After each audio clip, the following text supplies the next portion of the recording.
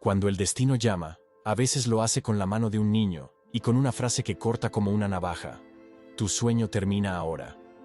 Suscríbete al canal para no perderte más historias emocionantes y reales. Cada semana publicamos relatos que calientan el corazón y cambian la vida. Santiago Valdés era ese tipo de hombre que camina entre los rascacielos de Paseo de la Reforma como si hubieran sido construidos solo para reverenciarlo. Con traje oscuro, sonrisa filosa, mirada dura, había convertido su ambición en acero y su voz en martillo. No pedía, exigía, no corregía, humillaba. Cuando entraba a la sala de juntas, el silencio no era respeto, era miedo.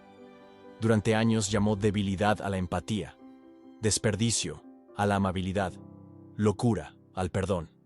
Y sin embargo, todo ese poder se rindió en un instante, la noche en que su cuerpo se dobló como una rama bajo la tormenta.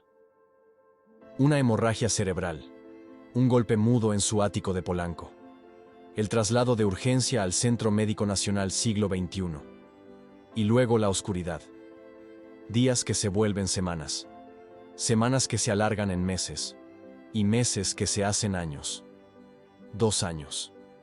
2 años de silencio, máquinas, monitores, tubos, carpetas llenas de palabras difíciles y esperanzas gastadas. Las paredes blancas de la terapia intensiva reflejaban una verdad que nadie quería mirar. El tiempo, cuando decide detenerse, hace ruido. Poco a poco, incluso las personas más cercanas habían dejado de prometer. El equipo médico hablaba en voz baja, la familia fingía planear, pero en realidad aprendía a renunciar. Al amanecer de un lunes, cuando el cielo de Ciudad de México se tiñe de gris como una fotografía antigua, convocaron la reunión definitiva. Las firmas, las lágrimas sin sollozo, las frases de circunstancia. Lo llaman protocolo, pero en aquella sala se parecía terriblemente a una despedida. Eran las 6 de la mañana cuando prepararon el último paso. Redujeron la ventilación mecánica, revisaron por enésima vez los parámetros, y un médico, con los dedos ya posados en el interruptor, inspiró como quien está a punto de zambullirse en un mar helado. Fue entonces cuando ocurrió lo imposible. Una voz infantil, clara y firme, atravesó la sala como una flecha. No. ¿Basta esa sílaba para dar vuelta a un destino? En ese momento, sí. Todos miraron hacia la puerta. Un niño delgado, descalzo, camiseta gastada, el rostro empolvado como quien ha dormido al aire libre. Bajo el mechón oscuro, sus ojos brillaban con una concentración imposible para su edad. Caminó directo hacia la cama, ignorando a los enfermeros que ya corrían tras él, ignorando incluso las palabras de los doctores. ¿Puedo sanarlo?, preguntó sin titubear. Nadie respondió, nadie podía. El niño alzó la mano izquierda, la llevó a pocos centímetros de la frente de Santiago, y en el silencio más denso, una luz cálida, dorada, viva, se encendió en la palma, como si la sala hubiera abierto una rendija hacia el sol. Su coma termina ahora, dijo. No gritó, declaró. La declaración de una sentencia al revés. Los monitores enloquecieron. Las líneas, antes perezosas y cansadas, empezaron a correr como olas en la orilla. Las alarmas se encendieron en coro, los instrumentos vibraron. Una enfermera dejó caer una bandeja, y la sala se llenó de esa electricidad que solo tienen los instantes que cambian la historia. Luego, como la marea que se retira, llegó el milagro quieto. Santiago abrió los ojos, lentos, desconcertados, pero vivos. ¿Qué pasó?, susurró poco después, con la voz que parecía aprender de nuevo a ser voz. Todos se miraron, como quien ha visto una cometa cruzar la ciudad y no sabe cómo nombrarla. Un niño, intentó explicar un médico. Pero el niño había desaparecido. No por los pasillos, no por las escaleras. Desaparecido como se apaga un sueño justo cuando el corazón intenta contarlo. Los días siguientes fueron un laberinto. Santiago fijaba la puerta, esperando que la manija volviera a bajar. Los doctores hablaban de estímulo neurológico raro, de respuestas tardías a los tratamientos. ¿Cambian las definiciones los hechos? A veces los vuelven soportables. Pero dentro de él algo martillaba. La luz, la voz, la frase. Su coma termina ahora. La necesidad de control. Ese veneno antiguo disfrazado de fuerza regresó corriendo. Y con ella, la obsesión. Dio órdenes como nunca. Búsquenlo, encuéntrenlo. Quiero saber quién es. Contrató detectives privados, prometió recompensas exorbitantes, mandó pegar avisos desde los soportales de Coyoacán hasta los cafés elegantes de Roma Norte. Revisaron horas de grabaciones del centro médico. Justo en los minutos clave, las pantallas izaban bandera negra. Apagón inexplicable. Inexplicable, gruñó Santiago, lanzando una jarra de vidrio contra la pared de la habitación del hospital. Nada es inexplicable. Nada se escapa. Nada. Pero aquella vez algo se había escapado de verdad. Cuando le dieron de alta, decidió que encontraría al niño él solo. En casa lo esperaban el mármol lustroso, los muebles de lujo, el eco frío de una soledad que siempre había confundido con el lujo. Subió la escalera, como quien regresa de una derrota que no quiere contar. Abrió la puerta de su habitación para enfrentar al menos el silencio. Y se detuvo. Sentado al borde de la cama estaba el niño. La misma camiseta, la misma mirada, la misma calma imposible.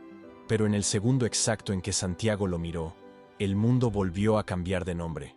No estaba viendo a un extraño.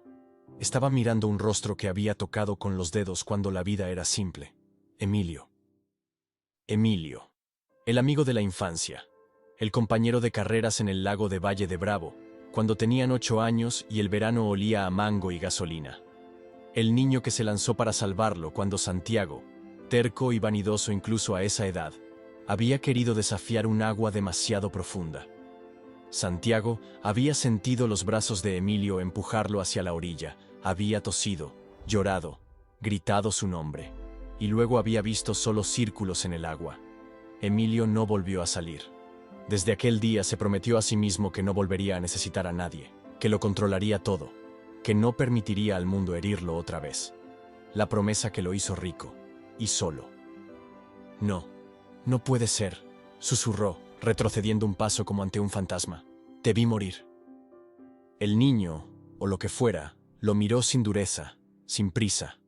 Sé que me viste, dijo con una voz que era a la vez de niño y de adulto, como un recuerdo que ha aprendido a hablar.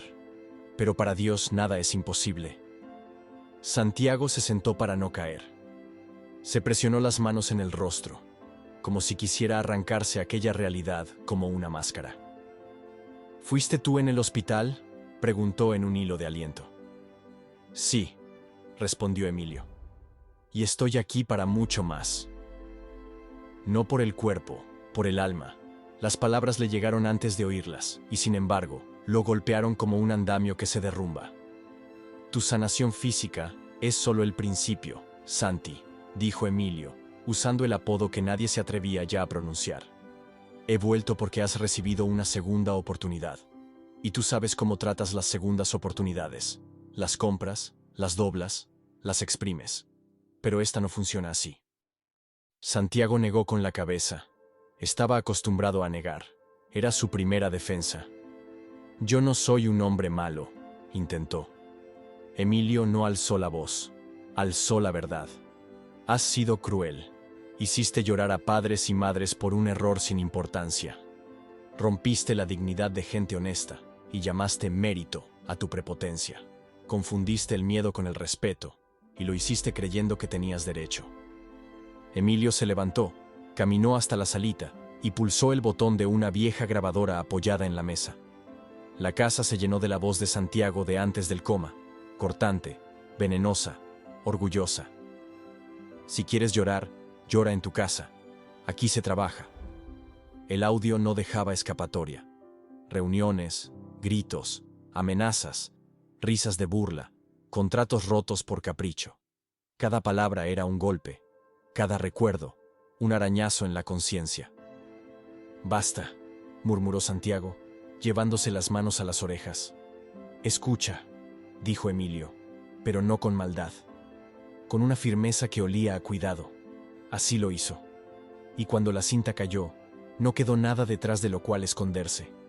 Solo un hombre de rodillas, en el salón más caro de Ciudad de México, con la espalda por fin doblada donde hacía falta, ante la verdad. ¿Y tú, ante una injusticia sufrida o una herida antigua, elegirías la venganza o darías una segunda oportunidad? Cuéntanos en los comentarios si has vivido algo parecido y escríbenos desde qué ciudad nos estás viendo. Emilio le puso la mano en el hombro.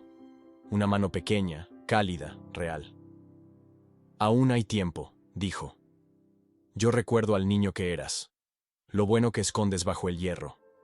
Deja de protegerte de la vida haciendo daño a quien respira a tu lado. Ve a dónde debes ir. Di lo que debes decir. Y luego demuéstralo. A la mañana siguiente, la ciudad tenía color de plata. Santiago se puso un traje sencillo, anudó la corbata con gestos más lentos que de costumbre y salió sin mirarse en los espejos. En el auto, cada semáforo parecía invitarlo a volver atrás. Pero el volante, por primera vez, le pareció que lo conducía a él. Llegó a la sede central, esa torre que siempre había tratado como un trono. Pidió que convocaran a todos. A todos. Cuando subió al escenario del auditorio, el ruido se arrugó al instante. Frente a él, cientos de rostros. Rostros que conocía por haberlos herido. Rostros que bajaban la mirada cuando él pasaba. Rostros que habían aprendido a leer la temporada en sus cejas. Podría haber pronunciado un discurso perfecto. Podría haber prometido bonos, vacaciones, planes de salud. Eligió lo más difícil, la verdad. La voz se le quebró enseguida. Tragó, volvió a abrir la boca. Estoy aquí para pedirles perdón. El silencio se tensó como un hilo entre dos rascacielos.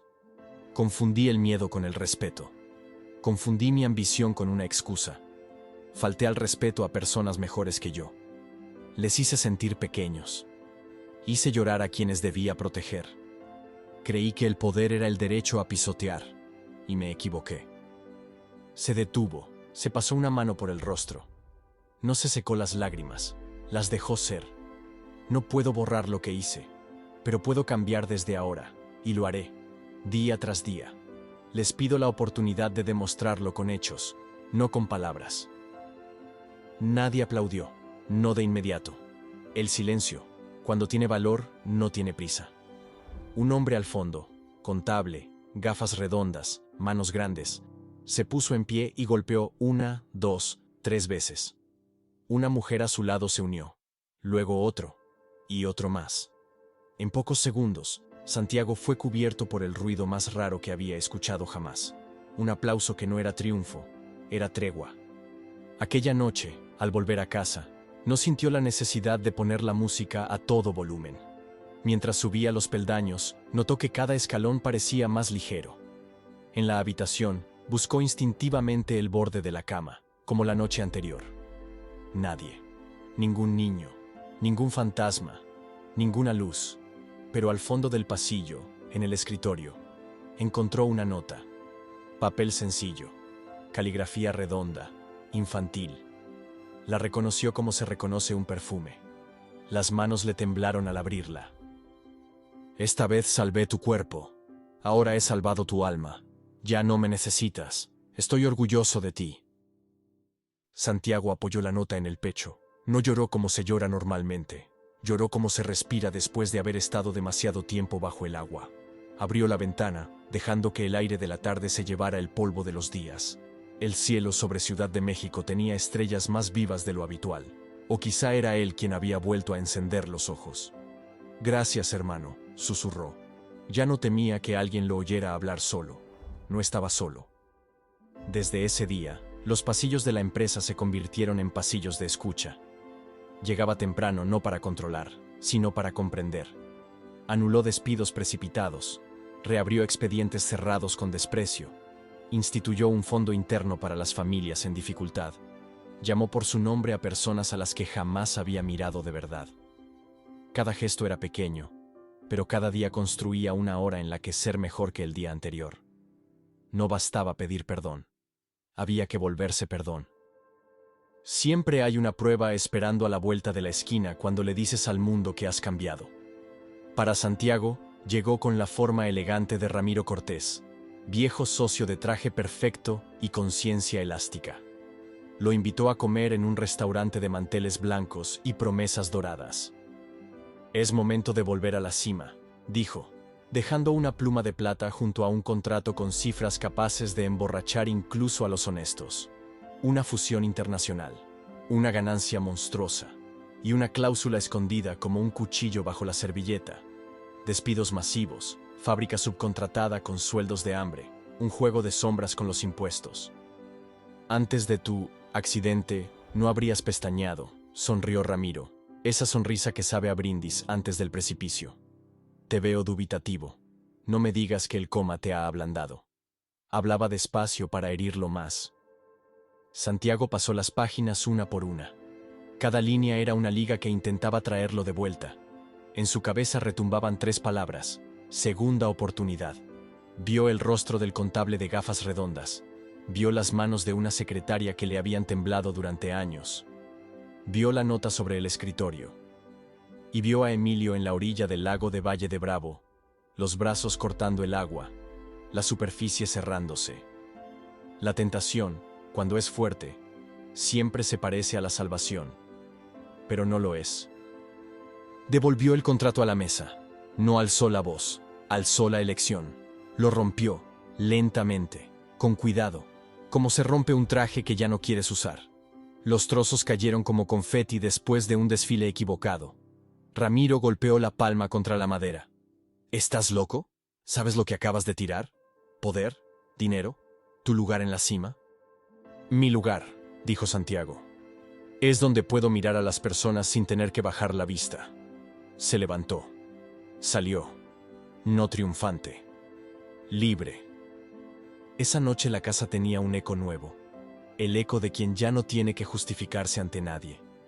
En el escritorio no había una nota, y no hacía falta. Pero en un cajón que no abría desde hacía años encontró una foto. 2 niños empapados hasta los huesos, con un balón manchado de lodo entre las manos. Al reverso, una frase torcida: «Amigos para siempre». Sonrió, por primera vez, sin ironía.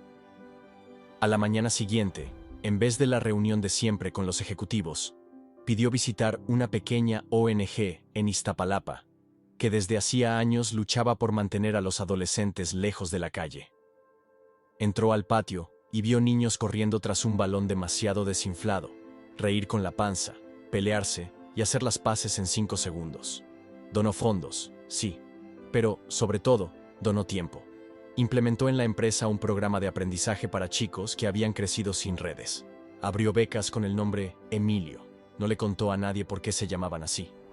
A veces los milagros se protegen callando.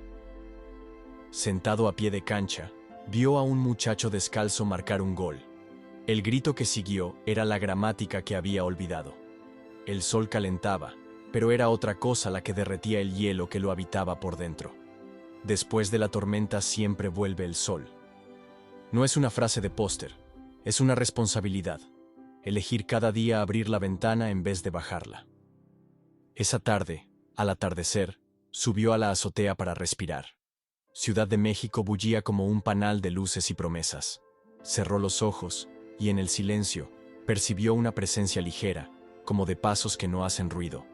Ninguna voz, ninguna luz. Solo una paz que nunca había comprado y que ahora lo estaba comprando a él. «Gracias», murmuró, «por todo». Desde entonces, cuando alguien le preguntaba a Santiago qué le había pasado en esos 2 años de coma, no hablaba de diagnósticos. Hablaba de deudas, esas que no se pagan con dinero, sino con la vida que decides construir. Y si alguien insistía con escepticismo, él no se ofendía, sonreía y respondía: «Un día entenderás que el milagro más grande no es abrir los ojos, es lograr mantenerlos abiertos cuando duele». Su empresa no se volvió perfecta. Él no se volvió un santo. Siguió equivocándose, tropezando, cayendo. Pero se levantaba rápido y pedía perdón rápido. La cultura del miedo cedió terreno a algo peligrosamente parecido a la confianza. Y la ciudad, esa misma ciudad que antes trataba como un mapa de oportunidades, empezó a parecerse a una casa. A veces volvía a Valle de Bravo. Se sentaba en el muelle al caer la tarde, dejando colgar los zapatos sobre el agua. Cada rizo era un recuerdo que pasaba a saludarlo. A veces le parecía ver a dos niños reír en medio del lago. Ya no intentaba llamarlos de vuelta, los dejaba jugar. Ese era, al fin y al cabo, el secreto de la paz. Permitir que el pasado sea pasado y que el presente sea futuro. Suscríbete al canal si esta historia te ha tocado. Cada semana nuevas historias emocionantes que hablan de perdón, renacimiento y segundas oportunidades.